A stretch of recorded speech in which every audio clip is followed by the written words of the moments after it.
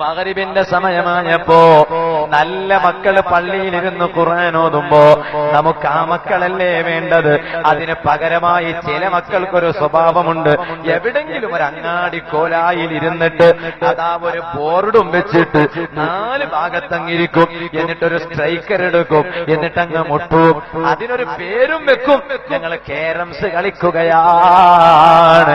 മക്കളെ, കൊച്ചനുജന്മാരെ, കാരംസ് കളിക്കുന്നത് തെറ്റാണ് മോനെ, കുറ്റകരമാണ് മോനെ.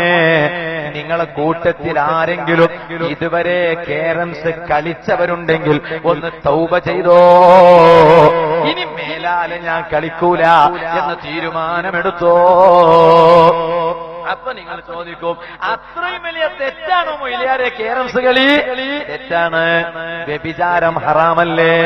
കള്ളുകുടി ഹറാമല്ലേ? അതുപോലെയുള്ളത് ഹറാമല്ലേ? മറ്റൊരുത്തന്റെ സാധനം കവർച്ച ചെയ്യുന്നത് കുറ്റകരമല്ലേ?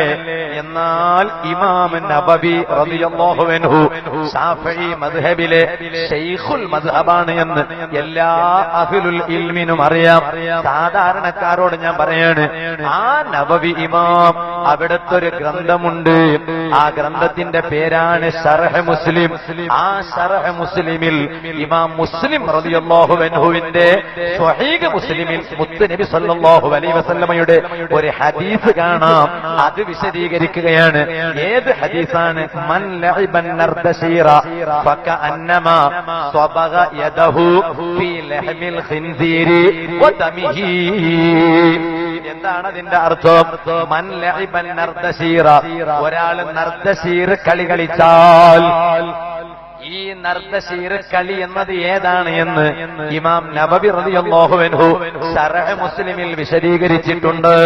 അത് ഇന്നത്തെ ചെറുപ്പക്കാര് കളിക്കുന്ന കാരംസ് കളിയാണ്.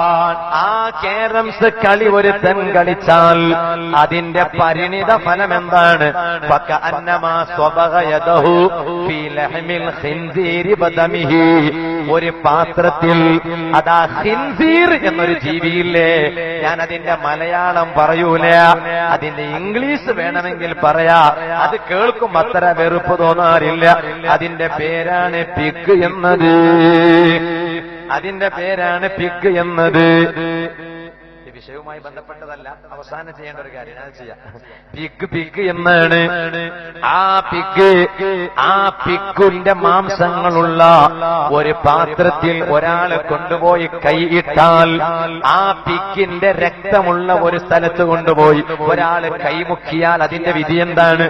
ഫകഅന്നമാ സ്വബഗ യദഹു ഫീ ലഹ്മിൽ ഖിൻസീരി വദമിഹി എന്നാ പറഞ്ഞത്. അതിന്റെ വിധി കുറ്റകരമാണ്, തെറ്റാണ്. എന്നാൽ അതുപോലെ തെറ്റാണ്, കുറ്റകരമാണ് കാരംസ് കളിക്കുന്നത്. അപ്പൊ രക്ഷിതാക്കളെ, നമ്മുടെ മക്കള് ആ സമയങ്ങളിൽ കാരംസ് കളിക്കുന്ന മക്കളാകണോ വേണ്ടേ എന്ന് നാം തീരുമാനിക്കേ.